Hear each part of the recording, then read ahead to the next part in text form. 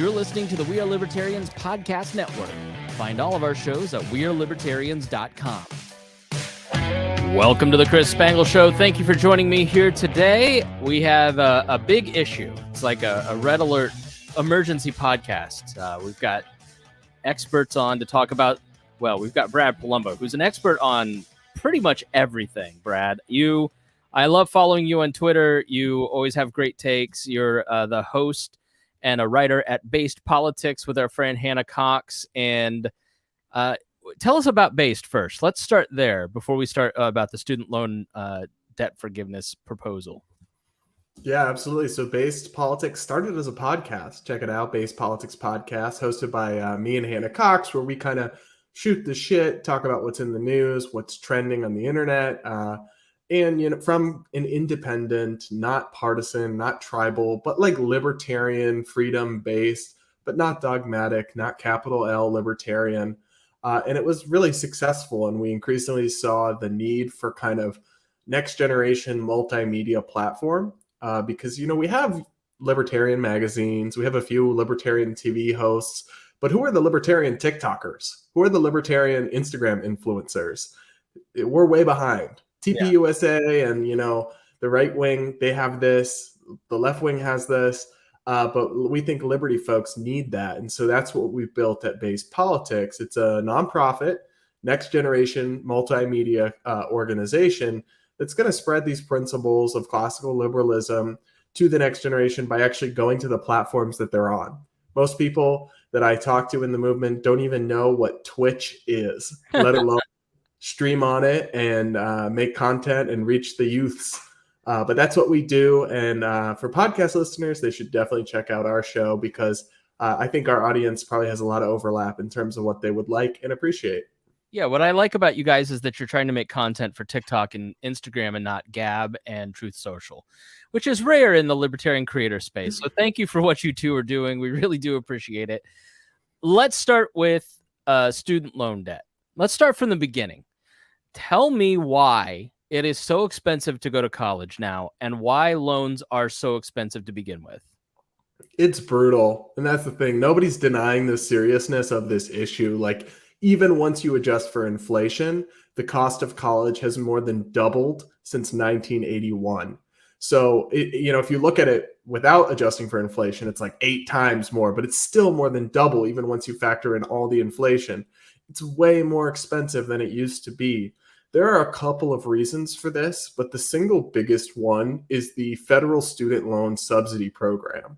So you know how government subsidies go, right? They set out trying to make something more affordable, but when you just inflate demand, prices kind of end up going up a lot of the time. And so a bunch of research has found that for every dollar that they spent on subsidized federal student loans, tuition prices rose for about 60 cents. So it was mostly captured. It helped a little, but then it also made the prices go way up and made the problem way worse in the long run. Another big thing is that the campuses, and I know where I went at UMass, this was absolutely the case. We had a vice provost, chancellor, deputy, assistant to the dean of everything. And the costs of a degree have gone up at the same time that the administrative state at these universities has exploded. So according to the Wall Street Journal, from 1997 to 2005, the cost of a degree tripled. That's not adjusting for inflation, but they tripled. And faculty to student ratios, like professors per students, those all stayed the same. But administrator to student ratios skyrocketed. They increased by 85%, the number of administrators, and then staffers overall, it was 240%. I mean, I've literally seen colleges that are building water parks. They've become so much more than they were ever supposed to be. And that's a huge part of why the cost is so out of control. What do you contribute that to? Is that a function of the amount of competition that you've really got to do your best to attract people, especially as there's this generational cliff heading towards colleges where less people are going to go to college because there's less people to go to college? Or is it just a matter of having so many people on staff and they want promotions and you've got to put them somewhere? Like, what are reasons for this growth of the administrative state? Well, I think it's essentially like if you give any organization just kind of a blank check, and there's no real profit motive because the market's been so distorted and regulated, and these government schools have literally no profit motive. They just expand and expand. Some of it's the competition, but I think it's more that if you just give bureaucracies blank check budgets that keep increasing every year, and then they have essentially a hostage consumer base that is having their ability to pay artificially inflated, they're going to just keep spending money and justifying their own existence. I mean, that's what nonprofits and uh, government agencies tend to do. And if they get too big, they just grow, and administration leads to more administration, right? And so then they just grow and grow and grow, and you really got to scale them back. But we know that's part of the problem because we've actually seen examples like there's this guy, Mitch Daniels in Indiana. Are you from Indiana? Yep, that's right over here. Where is it? You see Mitch right over my shoulder, and then the MyGov Mitch button. Yeah, I was about to start explaining who Mitch Daniels was to you. You don't have to me, but explain the great Mitch. All hail Mitch Daniels. We're part of the culture. So he used to be the governor, and I'm probably going to leave things out here that you'll know. But then after he was the governor of Indiana, a Republican, he went and took over Purdue University as the president. He slashed the budget, enacted a tuition freeze, cut administration, just through some like modest fiscal sanity. He saved parents and families millions and millions of dollars. And that just shows you like it really could be done, but that's not even being addressed here. I had friends who worked at Purdue and they were Democrats. She was like, "Oh, I'm so mad they hired him. I can't believe they did this." Checked in with her about 2 years ago. I said, "So do you still dislike Mitch Daniels?" She's like, "No, I love him." She's an administrative assistant. She's like, "I've gotten 3 raises." And he did it without raising tuition, and really has shown and given a model for how to reform colleges and do things that, you know, are necessary in lowering tuition or keeping it at the same rate, at least. The Indianapolis Star recently published an article, "Has Mitch Daniels ruined education?" So that's your Gannett hometown paper for you. Has he helped or harmed education? It's crazy. Yeah, Indiana, because of Mitch Daniels, and we have a lot of student choice organizations. The Friedman Foundation is here. Sally Mae converted into a nonprofit. It's now the Lumina Foundation. It's based downtown. We were one of the first cities to have charter schools, and Mitch Daniels is always at the forefront of all that. And we're all wondering where he's going to go next. Some are saying maybe the NCAA to kind of guide that ship, or maybe just sail off into the sunset. Can that be saved? I don't know. I mean, look, I always know is the offensive linemen are finally getting paid from Hooters.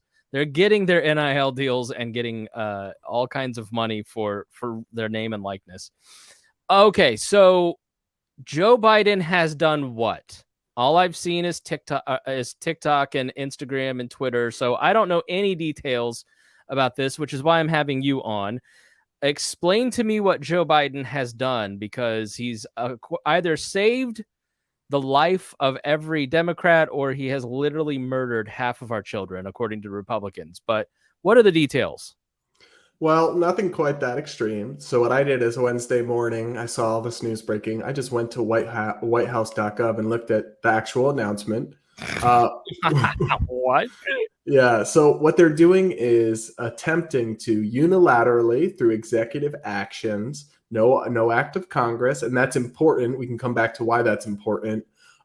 Cancel, quote unquote, which really means transfer to taxpayers, $10,000 in student loan debt, federal student loan debt, not private bank loans, but the vast majority of it is actually owed to the federal government. So $10,000 per borrower will be canceled, aka transferred, as for people who earn less than $125,000 as an individual, or for if they're married and have a household, their household income will have to be below $250,000 to qualify.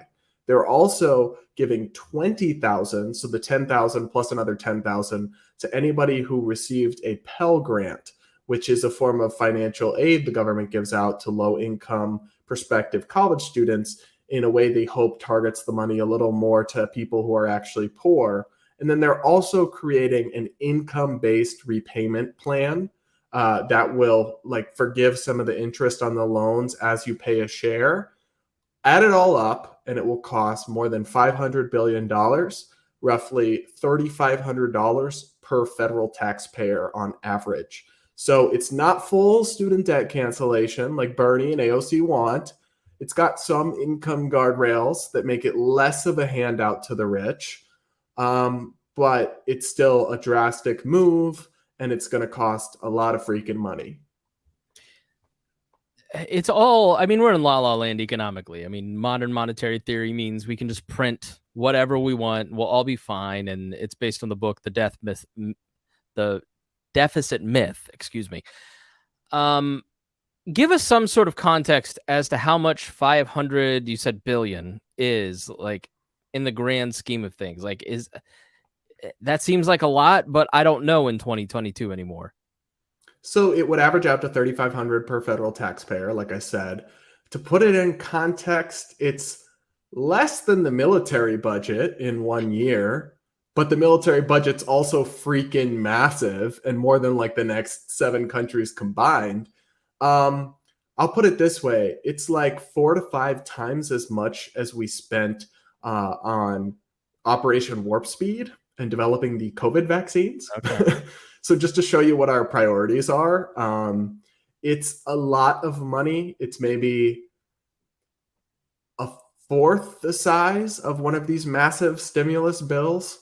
It's a lot of money. But it's only perhaps a third to a fourth as much as full student debt cancellation would cost. It's sort of galling to hear Republicans suddenly find Jesus when Donald Trump is the one that passed 2 of the 3 stimulus bills, teed up the third one, did Operation Warp Speed, delayed the first checks because he wanted to put his name on them to buy votes in 2020. But they do have a point in that this is Joe Biden trying to buy votes. Do you agree with that? I mean, or is Joe Biden's heart just really in the right place? Oh, no, I think it's Joe Biden trying to buy votes. And the reason I think that is because just last year, he admitted, I don't have the authority to do this. I probably, without Congress. And now suddenly, a couple of months before the midterm election, he says, actually, we looked really hard and we found some powers here under this old ass statute.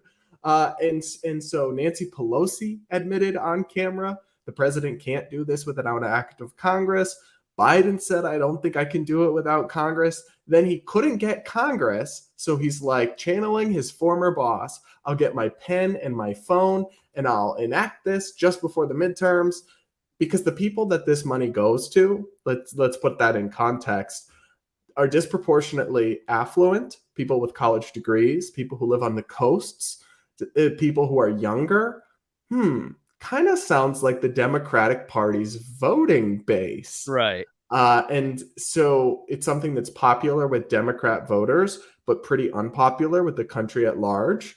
So it's essentially, I do think it's legal. I'm not saying it's like an illegal bribe or whatever, but a lot of politics, I think it was Bastiat who said politics is just legal plunder, right? Or it's people trying to live off each other and just vote themselves into the public treasury. That's definitely what this is. It's no coincidence, especially because this is going to face legal challenges, potentially. We can get into that. But the point is that right now he does the big order, makes all the headlines, then the election happens. Maybe this never even happens. Which is something that got the political boost. Yeah, Democrats do that all the time. They know that they have no legal or constitutional authority to do something. They know something will get struck down by the courts, but they do it anyways. I cannot remember what the most famous example of this was, but it was early on where he just wanted the good headlines. So do you think this gets struck down, and what is he basing this on? What old statute? I think you posted it last night. It was the Hope or something along those lines. Where is he deriving the authority? So he goes back to a 1965 law, but that gave the Secretary of Education some discretion. But that was literally passed before the modern student loan programs and all this debt even existed. So the idea that Congress intended to give up their constitutional power of the purse spending and let them do this. Just unilaterally spend $500 billion is just absurd. And in fact, even the Department of Education did an internal review in 2021 and concluded that they don't have the power to executively or unilaterally cancel debt without Congress. But then Biden was just like, well, look again and look harder. Yeah.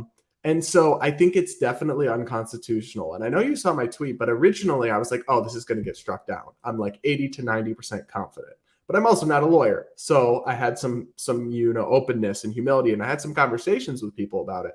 And basically all the lawyers or right of center, like legal analysts that I talked to, constitutional attorneys, agree that it's unconstitutional. But they say it might not actually get struck down because there's going to be a very tricky issue.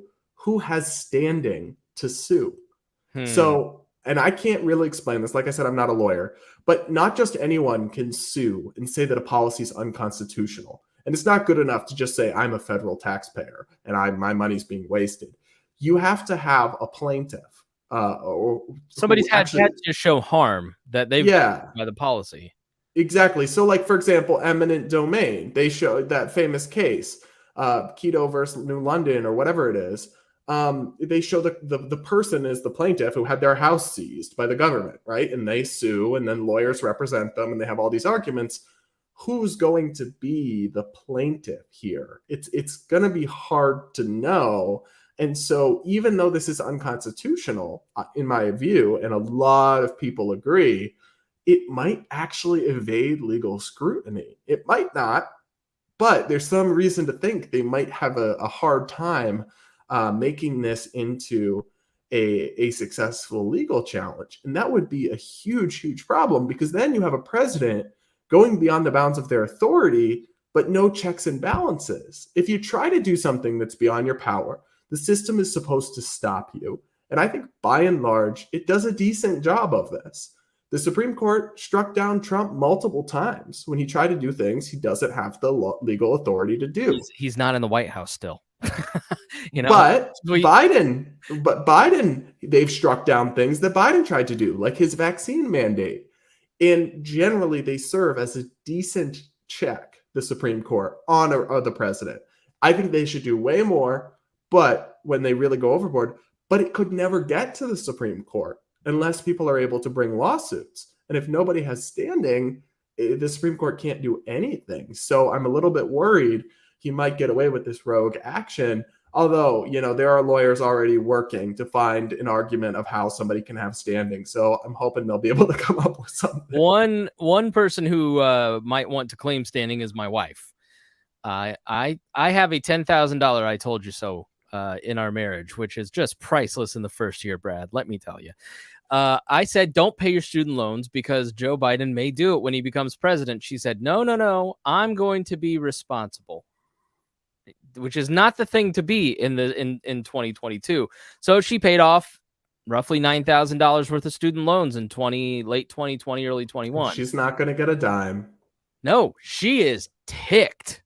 And I have been amazed at, I have a fairly middle of the road audience, thanks to the Pat Down podcast on Instagram, especially. And it's like 80% mad, 20% happy about this. It's bad when the White House press corps asks Joe Biden, do you think you're ticking people off who were responsible? How popular is this? They obviously thought that it'd be popular with their segment of voters. Maybe that's all they care about. But I've been really kind of surprised in the last 24 hours with the amount of people who are very unhappy about this because they feel cheated. What insight do you have on that? Full student debt cancellation is pretty unpopular. It gets like 35% support in the polls. How people will feel about this specifically, we don't know. It will take time for people to poll. How do you feel about Biden's thing? Probably more than that 35%, because it does have some income caps and it will be attached to his name. But I don't think it'll have a majority support. And what I do know is that it will fire up the progressive base. There'll be people who love this, but there'll also be a solid cadre of people who hate this, people who are pissed. And look, I'm one of those people, because everybody out there who went and scrimped and saved and hustled and sacrificed. I went to a public college where I got a scholarship. I worked nights as a security guard starting a week before the first day of my freshman year, and I credit overloaded every semester so I could graduate in 3 years instead of 4, all so I could avoid debt. Turns out, I should have hit the bar. I should have just racked up some loans, yeah, and not worked as much, not done those 24-hour shifts on the long weekends, and instead just taken out 5-10 grand in the Stratford loans from the federal program. And I would just be passing them off to Uncle Sam right now. And it's not just bitterness. People on the left will be like, well, I didn't have enough food growing up, so I want other kids to starve. That's basically the conservative argument. Like, no, it's not that we don't just want them to have nice things. We're not just spiteful. It's that we have to pay for it. You're taking money from us who scrimped and saved and giving it to people who didn't. That's why it's a problem. It's not just us wanting to watch other people suffer. But when the rich just get to suck off the public teat all the time, why not us little guys, Brad? Why not just take out whatever we want and do whatever we want? Well, because I don't support any of it. And people are, there's two big comparisons that are being made that frankly I think are both BS. People are saying, well, what about the Paycheck Protection Program? The big stimulus program that gave loans, in air quotes, to businesses. A couple things about that. PPP, I've opposed it. I opposed it since the beginning. I said it was corporate welfare, it was inefficient, and I think I've been proven right. But even as somebody who opposed it, I can say it's not at all comparable to student loans. Because the Paycheck Protection loans were really grants. They were given out with the explicit acknowledgement that if you meet X, Y, and Z requirements, you don't have to pay this back. It's not like a real loan, like student loans, where you agreed to pay this back. And then also, they were given to businesses as compensation because the government was literally forcing them to close. It's not like they were getting financing to do a great investment and expansion that would make them lots of money, which is basically what your college degree is. And then the government said, actually, you can keep it. That's not what it was. So I think it's a really disingenuous comparison, although I did also oppose PPP. The other one is, well, they gave Trump tax cuts of 1.9 trillion, and now you don't have money for student debt people. You can't compare letting people keep their own money, which is what tax cuts do, to taking money from some people and giving it to others. It's not comparable. Yeah, I totally agree with you. It's so funny to watch everybody just sort of, that's why it's so powerful, just giving people free stuff, opening up the trough, letting all the hogs eat, because it just lets, well, they did it, so why can't I think this is something that I've seen the squishy middle that usually doesn't get upset kind of balk at. The people who don't really complain and kind of are not extreme on either side, they're the ones who really seem bothered by this, which has been a rarity on my feed to just kind of, now that's a small sample size, I admit, but I think it's going to be reflected in polls because I just see people who never speak up about politics being pissed off about personal responsibility. And man, Brad, has it been a long time since I've seen anybody saying personal responsibility is important. So it's been kind of refreshing. Yeah, look, I think it is too. But I've also seen a lot of especially on TikTok, a lot of Gen Z nihilism. My favorite expression is get that bag, boo, which basically just means get that money however you can. There were a fair number of college students who basically falsely said that they were there was emergency relief for families who'd been hurt by COVID available for grants and loans and such. And they were just check, yeah, my parents were harmed by COVID, and there were no strings or verification. And so all these Gen Zs get that bag, boo, get that money. And they don't, I'm like, is that ethical to falsely claim that your parents have lost their jobs or and their philosophy is just get that bag. And I think they're taking a similar approach to this. Even the ones that know it's wrong are let me get that it's a tax refund, baby. And I get that sentiment, but principled wise, it's still wrong. It's still bad. But Well, I think there's a lot of that. that's the problem, is that we are now, things have gone so far downhill that you're in a state that wants to compromise you. And then it's really hard not to be compromised. And then you're all it's like the Spider-Man meme where everybody's pointing fingers at each other. And so, Chris, I did a debate on Rising on the Hill, and it's one of its hosts is a progressive and one of its hosts is a libertarian. And the progressive host was grilling me on all these things like, but your side supported the Paycheck Protection Program. And I'm like, I didn't. I know. Google my name. Google Brad Polumbo, PPP. 10 articles will come up with me criticizing it. And it's like they're not prepared to realize that not everybody has flip-flopped on all these things. They're like, people will always say, you didn't complain about spending under Trump. And I'm like, but I did. Like, Google my name, Trump's deficit. Like, when you have somebody who isn't an NPC, when you have somebody who's not a partisan yes, exactly. Then it's like so many people just can't compute. They glitch because they're just not used to actually facing that. And I find it kind of amusing, but also darkly depressing at the same time. Yeah. All right. Final thought on this. Anything that I forgot to ask that I should have asked that the people ought to know?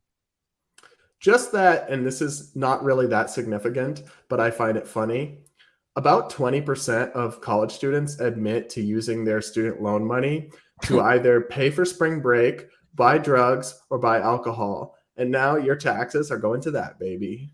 At least 2 shelves of this bookshelf were bought by student loan money in 2005. So I'm a hypocrite too. What can I say? It's weird. It's very weird to me that student loans are just given to you as cash that you can then spend however. Yeah. I guess one last question. I've been around watching the government long enough to know that they can't really functionally do anything. And I think people think that they're going to get like a Discover card with $10,000 in the mail at some point. Did they discuss in that White House document how they're going to actually disperse this money? Do you have to apply somewhere?